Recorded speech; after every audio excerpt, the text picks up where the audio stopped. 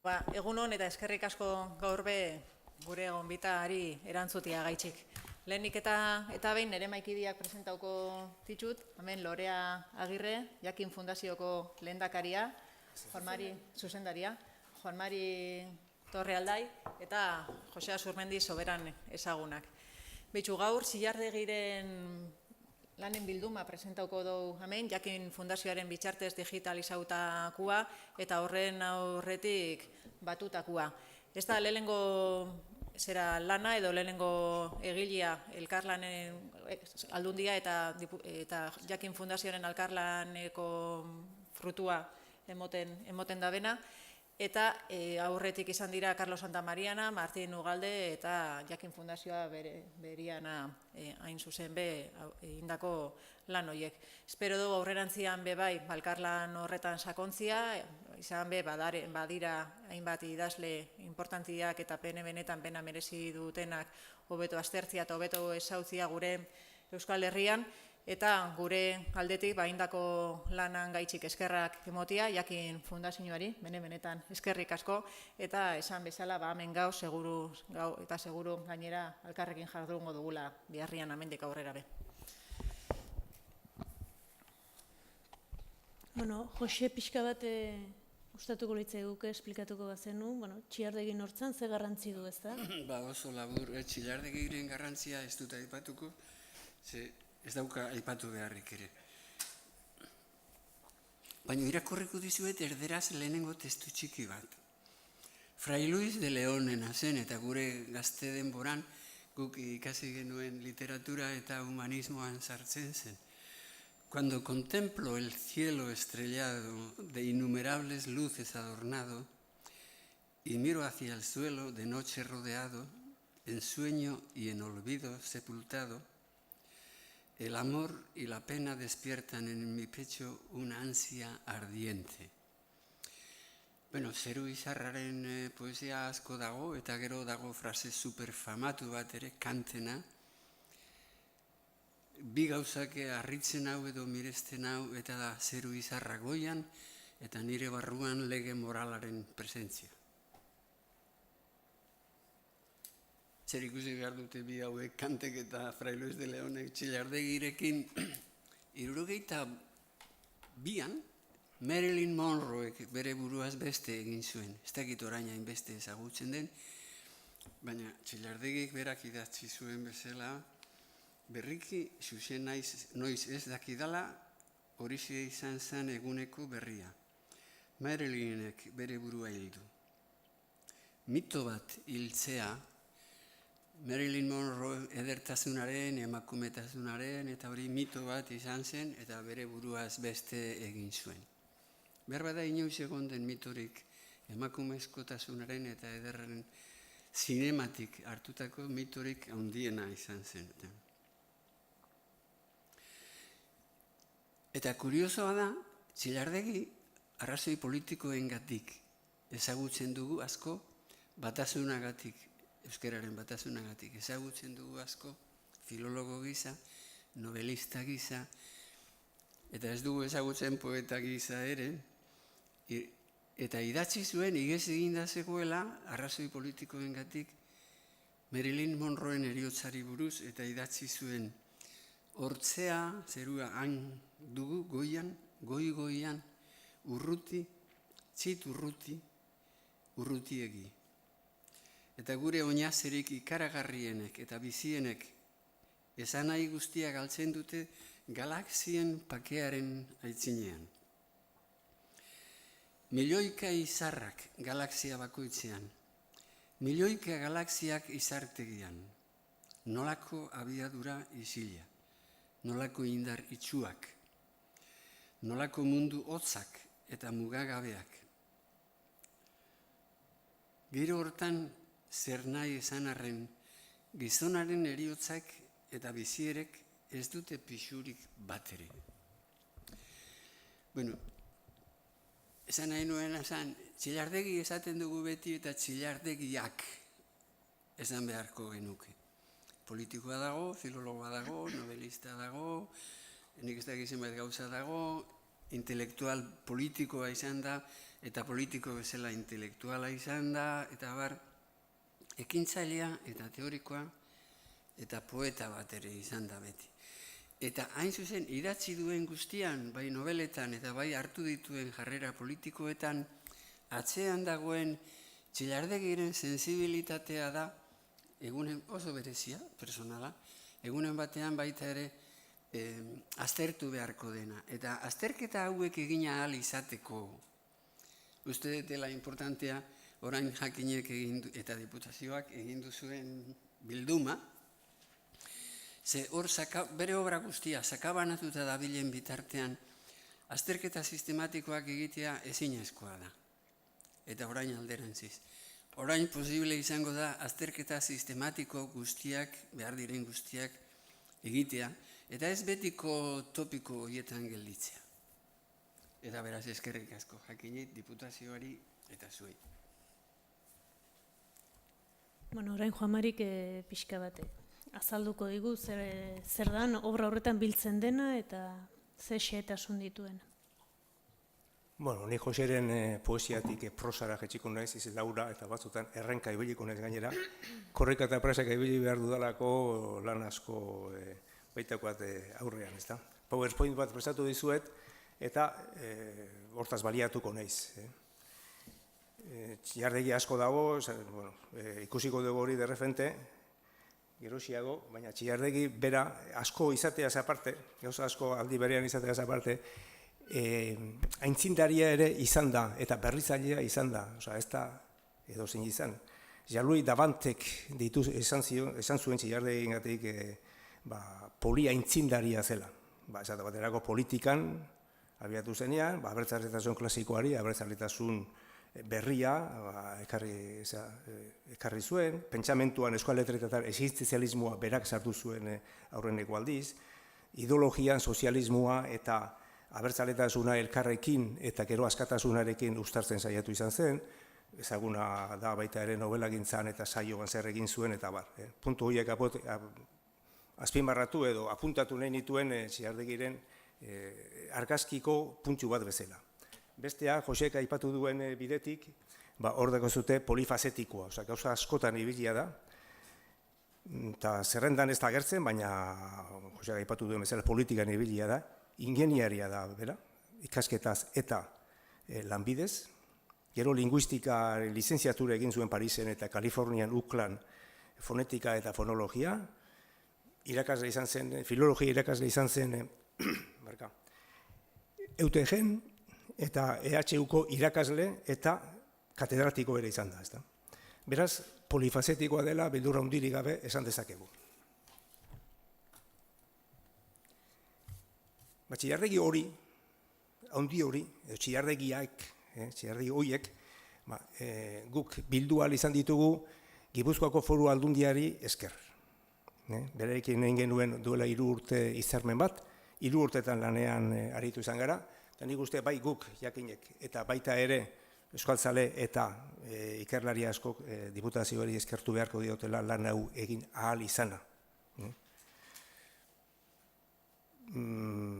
Gogoratu nahi dut, eta Mari Jose Andrea berak esan du, ez dela diputazioarekin egiten dugun edo aldundiarekin egiten dugun lehen lana, 1991an hasi ginen lanean, hor dauzkatzute guk egin ditugun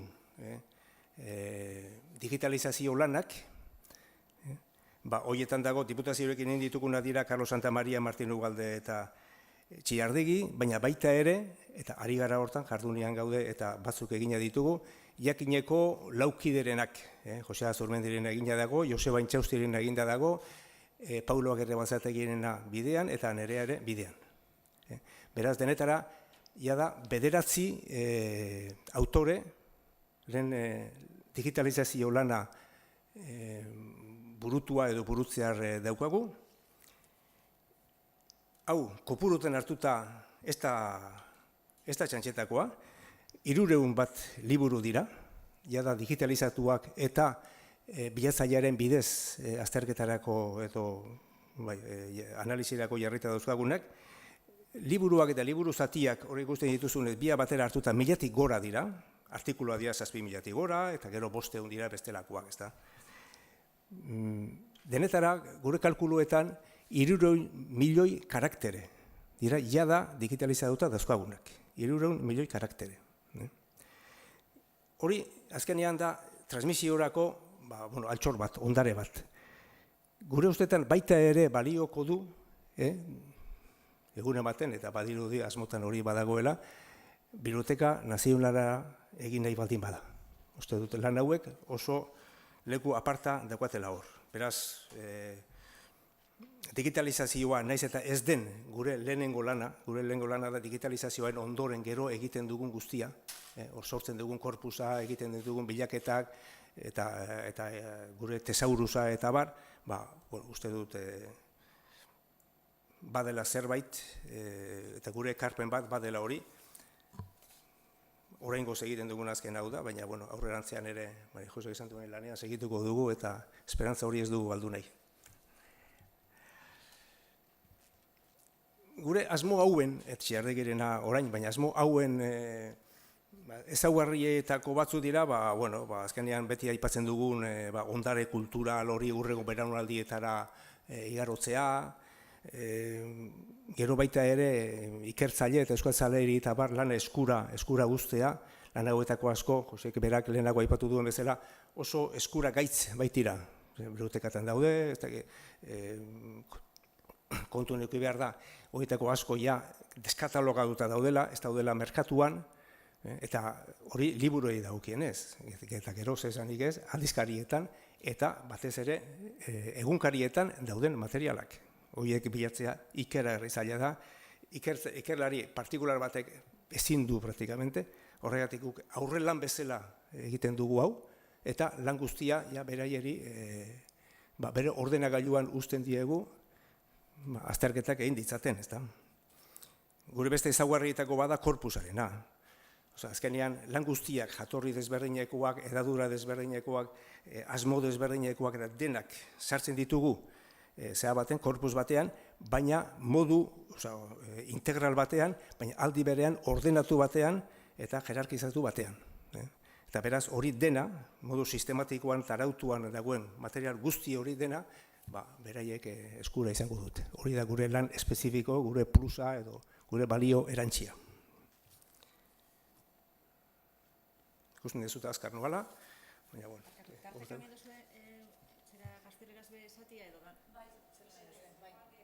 Ondana batera edo zela nahi duzue itxia? Ondoren ingo dugu. Bale, laburpena askenerako edo tarteka itxia? Ondoren Baina orain, nik espainolez egingo nuke zueri aparte egingo nizueke. Nire zutenean aparte egingo dizuet. Beste luze joko du honek, oraindik Loreak ere parte hartu behar baitu.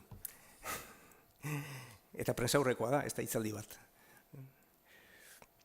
Beste puntu bat da, gure lan metodologia zein den. Zerbait aurreratu dizuet, baina, eta hemen ez dizuet markatu, baina gure lehen lana, azkenean, aurrenekoa, eta ez dut esango importanteena denik, baina bai oso importantea da, bibliografia zehaztea. Autore bakoitzaren obra guztiak, handiak, txikiak, egoera oso desberdinetan eginak, barruan, kanpoan, edozen gaitakoak eta hori dena zehaztute eukitzea. Uniberso hori, autorearen uniberso osoa, eta hori lan erraza ez da. Eta gero bidean beti agertzen zaizkigu, lan berriak, eta bar, ez da. Beti irekite gaude gauza bietara. Badakizute gainera, bibliografia lanetan sekula ez dela, azken hitza sekula ezin dela esan, beti agertzen baita zerbait. Lan horren ondoren, dator, bilketa lana. Autore askorekin oso zaila izaten dena. Liburuak biltzea ez da horren zaila. Liburuak gutxi edo asko kataloga hauta daude edo identifika hauta daude. Baina aldizkarietako artikuluak asko kostatzen da. Eta Ziarregeren kasuan 40 bat badira aldizkari eta egunkarietan. Egunkarietako organoak. 40 bat aldizkari eta egunkarietan ibili behar izan dugu Ziarregeren lanen bila.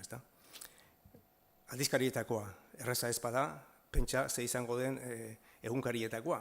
Denak bana begiratu behar dira, ikusi behar da ze garaitan idatzi zuen eta bar, ez dizuet hortan luzatuko. Hori katalogatuen behar da, eskaneatuen behar da, garbituen behar da, gero irakurri eta zuzendu, eta azkenean formateatu geroko bilaketak egiteko moduan jarri, alegia. Eta hurrengo urrats bat ere bai, horre markatu gabe dagoena, tesaurusa da. Beraz, aurkibideak eta aurkibide tematikoak eta formalak eta bestelakoak erantzi honi. Hain zuzen ere, tesaurus hori, guk bi modutakoa egiten dugu, alde batetik analizi formalean metadatuak jartzen ditugu, horre jatorria, izaera, urtea, titulua, alderdi formalaren eta identifikatzaile guztiak fitxa batean jarrita daude. Beraz, investigatzaileak edo edozeinek bilatzen dabilenak eduki horri buruz datu guztia dauzka. Kokatua dauka, kronologian kokatua dauka, geografikoki kokatua dauka, organoan dena dauka kokatua. Beraz, fitxa oso kompletua da. Eta gero bestea, hurrengoa, beti autore bakoitzari bere partikularra egiten dioguna, bakoitzaren uniberso ideologiko eta kulturala kontuen hartuta, bere eduki azterketa propio bat, tesaurus propio bat. Tesaurus batzu badira oso orokorrak eta irekiak eta hor sartzen duzu, edozer gauza zer daiteke, gu bakoitzari berea egiten diogu, ezta. Eta gainera ez dugu egiten zaku bezala, ez dugu egiten hizkuntza idatzi duena hor edo politika idatzi duena, mailakatua egiten dugu. Horren barruan ere, espezifikatu egiten dugu zertaz aritu izan den edo zertaz idatzi izan duen. Kasu honetan, Txillardegiren kasuan, 54 bat iten erabili ditugu, batzu dira epigrafe buruak, beste gehiago gero azpiko kapituluak, gero daude atalak, eta gero daude azpimultzuak. Geroxeago ikusiko dugu hori, baina orain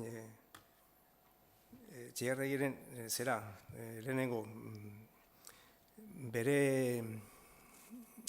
nola esango dute, kopuru orokorra ikusteko, tartean sartuko dute, hor dako zuten idazlanak lan motaren arabera, bada hori bera ere tesaurusaren kapitulu bat.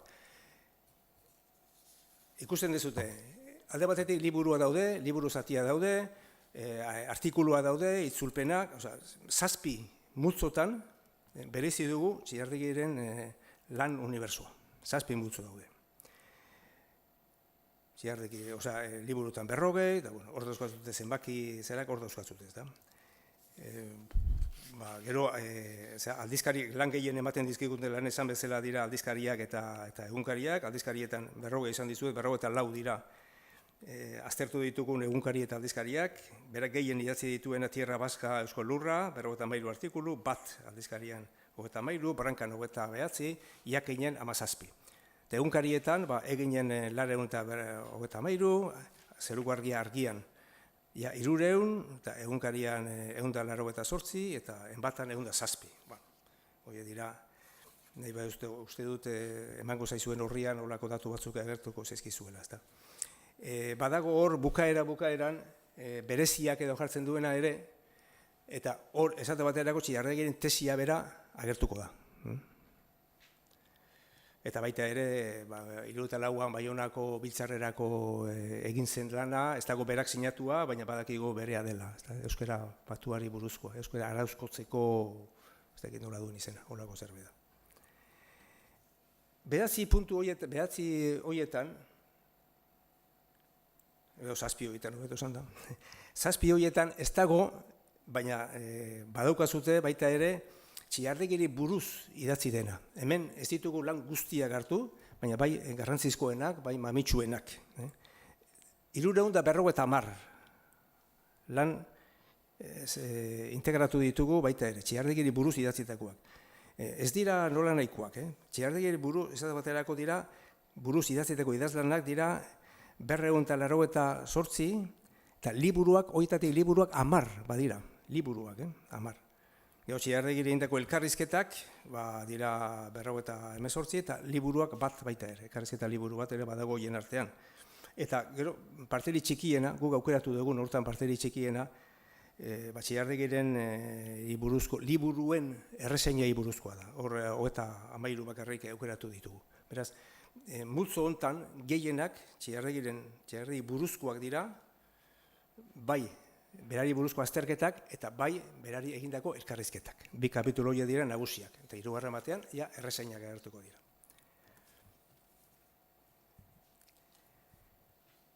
Tartean sartzen dut baita ere, gero gaietara pasa aurretik, beste hau, kronologian arabera Txilarregiren idazlanak nola kokatzen diren. 55 urte, lehenengo artikulutik azkenera, 1986tik 2011ra, orduan da bere azkeneko artikulua, 55 urte pasa dira. 55 urtetan Txilarregia aktibo egonda. Baina aktibo egonda 40 urtez. Kontuatzen bazeate, hemen 2006tik, 2006da. Hor da bere aktibitatea handiena 40 urtetan egin du. Hoien barruan ere urterik. Ez da zute? Eta hor ez da markatzen? Ez da gertzen hor. Hor goian ez da gertzen punteruarena. Zuzenean markatu biako zen. Bai, hemen. Beraz, hemen hau dira 55 urte. 40 urtetan gehien eman du, 40 urtera, aktibo, ibili izan dena. Hoitatik, gehiena ikusten dezute hemen dago, Franco hilda geroko hamarkada hortan. Hau, hamarkadaka eginda dago Txilarregik idatzi zuen momentutik. Hamarkadaren zentzua hori da. Hau da mamitsuena emaitza aldetik. Baina kontuatzen zate, artikuluotan ez. Artikuluotan hurrengo hamarkada da biziena. Hori seinalatzeko bakarrik, emankorrena da hamarkada hori, 60ko Franco hil ondoko hamarkada, baina artikuluetan, seguruenik, artikulu horietan asko eta asko politikakoak eta olakoak izango dira, aztertu beharko litzateke eta agian enaiz zuzenari hori izaterakoan. Azkar nuan. Idazlanak, gaiaren arabera banatuta. Hemen dauzkazute 9 gai zail. Hoien barruan, guk barne antolaketa, hoien arabera egin izan dugu. Kontuatzen batzeate, hemen daukazute, zerak, zer egin?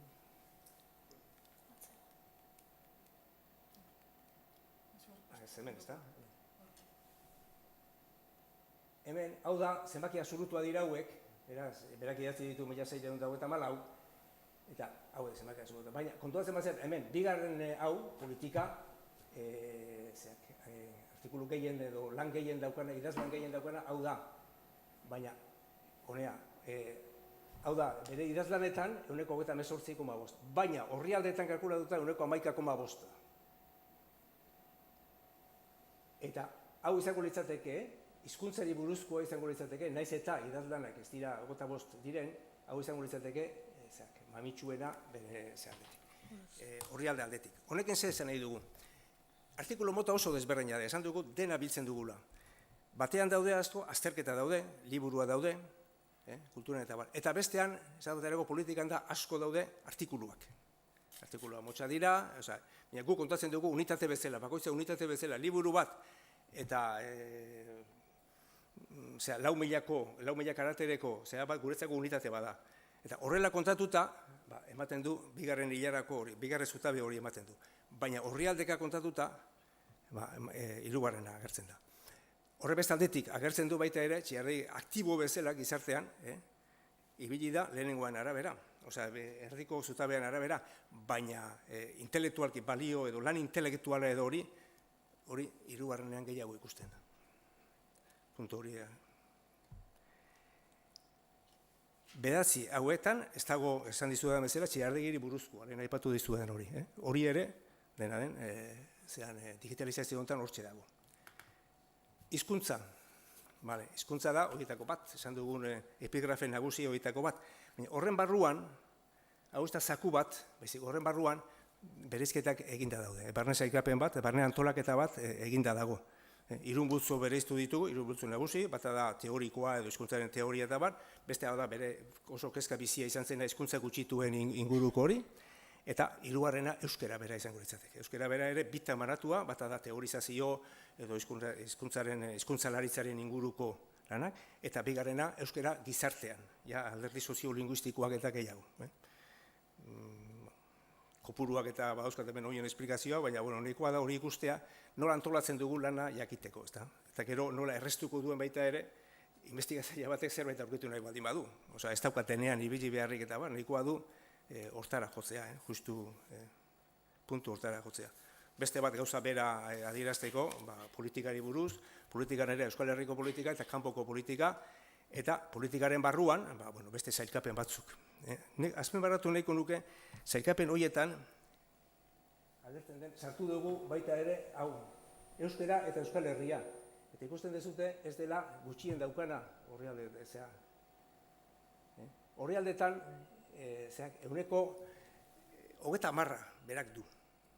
Badirudi politika hitz egiten dugunean beste gauza batzui buruz ari garela, baina euskara, euskararen kezka eta hori nazio bezala konsideratzean, edo oso beraz, herrigintzaren baitan, euskalgintzaren perspektiba hori oso bizia izan dut Txillardegik, eta hor agertzen da, hori argi eta garbi.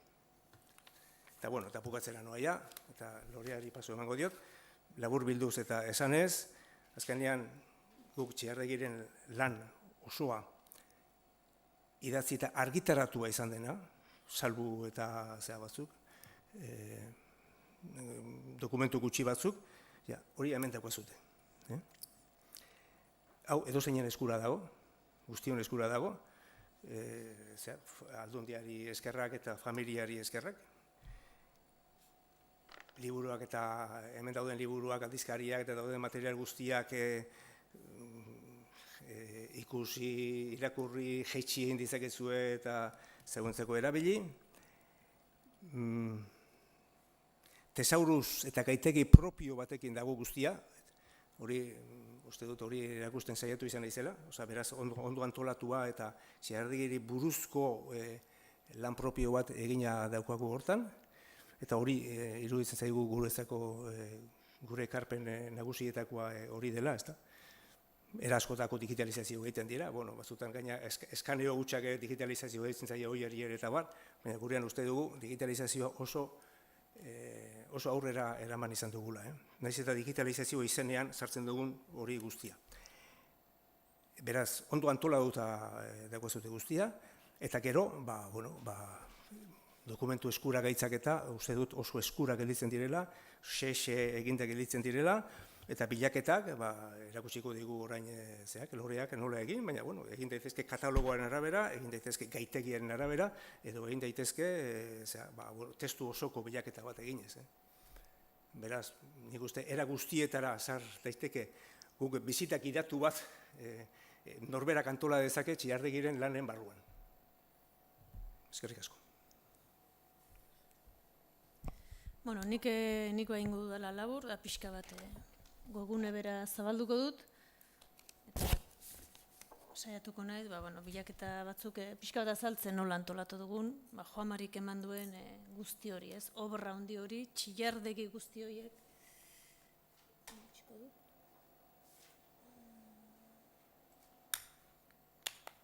Hau da Txillardegiren atariaren ataria, esango dugu, ez da? Lehenik eta behin, hor menu horretan ikusten duzue, bere biografia badago, hor egin ditugune hainbat dokumentu osagarri, ez da? Txillardegiren ekarpenaren esplikazio bat ere badago, zergatik den garrantzitsua. Digitalizazio lanak eta obrak bere baitan dituen xehetasunak eta ezaugarriak ere hemen esplikatuak daude, eta azken atal batean jarri dugu Txillardegik jakinen idatzi zuen guztia eta baita ere Txillardegiren gainean jakinen idatzi izan den guztia. Inoiz Josia Zormendik esan zuen bezala jakin behar bada etzela garrantzitsua izan Txiardegirentzat, baina Txiardegi oso importante izan delako jakinentzat. Bueno, horregatik Katalonen ezaugarria. Bueno, gure atariaren eta edozein atariren gauza importantena da bertan biltzen duena, ondare guzti hori, esan dugun milioika edo milaka horri eta esan ausartuko gara esaten Txiardegi guztia, ia guztia hemen dagoela, ezta? Bueno, hori da bilduma handi bat, eta hori da importantena, hori bilatzea, digitalizatzea eta hemen jartzea, baina hori aina importantea da bilatzaile egoki bat izatea. Eta lehen, Joan Marik azaldu duen bezala, hemen dokumentu guztiak PDF formatoan daude, baina PDF formato hori ez da argazki hutsa, PDF horrek azpian testua du. Horregatik posible da nahiaina bilaketa egitea testu baten barruan, nahiaina kontzeptu hitz, autore edo gairen bueltan, ez? Gure bilatzaileak proposatzen ditu bilaketa modu diferenteak. Izan diteke izenburuaren bitartez, artikulo, liburu edo idatzi horren tituluan egon liteken hitzgako edo agertzen den hitz baten bitartez, edo titulua gogoan bagenu, titulu osoa jarrita, lokalizatuko genuke dokumentu hori. Beste modu bada testu bilaketa, eta hemen jarri dezakegu kontzeptua edo autorea egileen bitartez, eta hemen zabaldu ezkero agertzen zaizkigu egile multzo bat. Hemen agertzen direnak dira, noski Txiardegiz gainera, agertzen dira Txiardegiren gainean idatzi duten hoiek. Jakin nahiko bagenu, Joxean Agirrek, hemen agertzen den bat, zer idatzi du Txiardegiren gainean, hor topatuko genuke.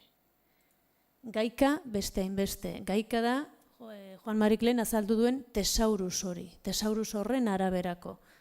Aukeratuko genuke, gai bat eta horren arabera dagoen guztia izango genuke. Agerkaria edabideen edo zeran arabera, 54 edabidetan idatzi zuen eta hoien guztietan. Zer idatzi zuen Zeruko Argian?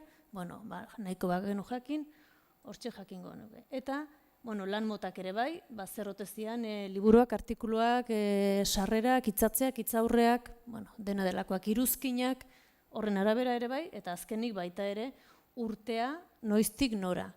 Haue guztiak gurutzatu egin daitezke, ez da? Jarri ezakezu testu bilaketa bat, halako agerkarian eta halako urtetik urtera. Jakin nahi baduzu, gurutzaketa guztiak posible dira, ez? Orduan guk adibidez hemen jarriko bagenu, froga bat egingo dugu, diglosia hitza, Txiardegik asko landu zuen hau, ez da? Eta martxan dugu?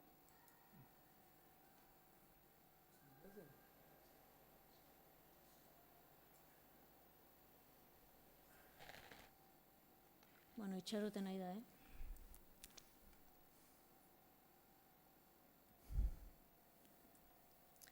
hemen dago, diglosia hitza jasotzen den 120 emaitza, bai? Emaitza hau daude ordenatuak, ze formatutakoak dian, alegia, liburuak lehenengo, ondoren liburu atalak, ondoren artikuluak, bai? Horre jerarkia bat segitzen du, eta aldi berean, bigarren jerarkia kronologikoki, bai? Orduan, diglosia hitza Txiardegik ze liburutan edo zenba dokumentutan du, 120 dokumentutan du, bai? Hemen liburuekin hasten gara eta guzti hori. Ikusiko duzue, hemen azpian fitxa duzue, liburuaren izena, nork argitaratua ze urtetakoa, ez da? Eta zer den, liburua den. Eta gero azpian bakoitzak du testu zatiak jarri diogun elementu osagarri bat. Hemen agertzen da, liburu honetan, diglosia hitza agertzen den nolabait esaldi edo paragrafo tartea aukeratua. Honek zertarako balio digu? Balio digu jakiteko liburu batean edo bestean zenbat aldiz aipatzen den. Alegia, bigarren honetan behin aipatzen du bakarrik.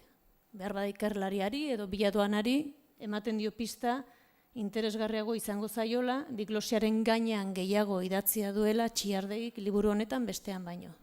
Horretarako balio du.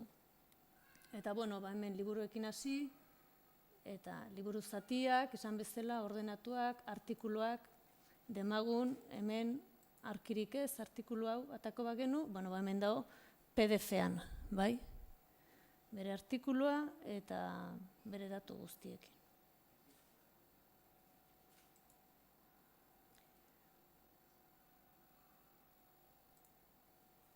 Beste bilaketa bat, egin genezake, autore baten arabera, Mitxelena.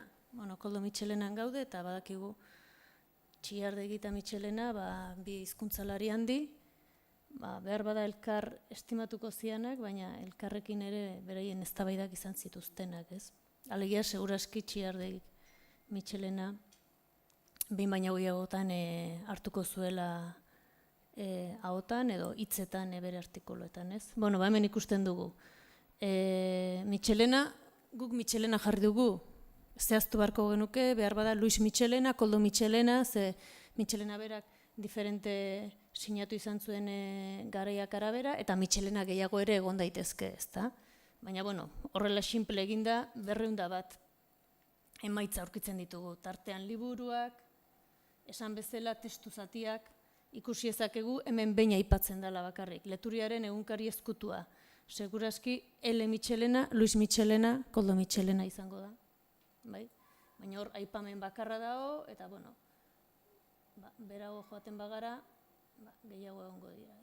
Liburu zatietan, artikuluak, hemen Zeruko Argian idatzitako bat topatzen dugu, 1983an, testu zatiak, ikusi nahi badugu, bi aipamen artikulu batean, bertaragoaz, eta hemen agertzen zaigu, Mitxelena agertzen duen halako urteko, halako edabidean, eta artikulu formako idatzia hementxe daukagu, ezta? Bueno, hau da pixka bat, nolabait ondareaz gainera bilatzaile indartsu bat jartzeko gure apostua, azken finean klik batera erabilgarri izan dadin hor azpian dagoen mundu eta uniberso oso hori. Bueno, bukatzeko bakarrik esan nahi dut, jakinek hau dana digitalizatu du, sarean jarri dugu, ateri propio batekin, eta ez dela hemen bukatzen Txillardegiren bidea, eta badugula asmo orokorrago bat, 20 eta 21. Mendeko pentsamendu, euskal pentsamendu modernoa divulgaziora ekartzekoa, eta horren aritik Txillardegi izango dela lehena bide horretan jarriko duguna, eta etorriko direla datorren urtean liburu tematikoak eta ikusentzunezkoak eta bestelakoak Txillardegiren gainean. Eta nire partetik eskerrik asko, Foru Aldundiari ere bai, elkarlanean jardun alizateko aukera izateagatik, lan eskerga izan da guretzako, eta uste dute emaitzak hori demostratzen duela. Martxan dago bai.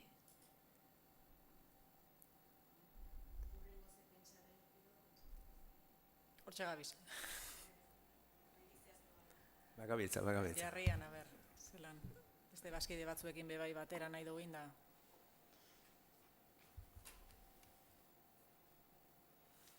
Galderan bat, nahi bazue? Mila esker, zalantzarik ez dakau lan honen frutua beste askoren hasixa izango dela, bai zuek aitzatu zuen moduan zuenak, eta beste idazle ikerlari eta askoren dako be. Eskerrik asko. Horrela dako zentzua. Oso ondo. Horretarako da. Eskerrik asko. Mila esker.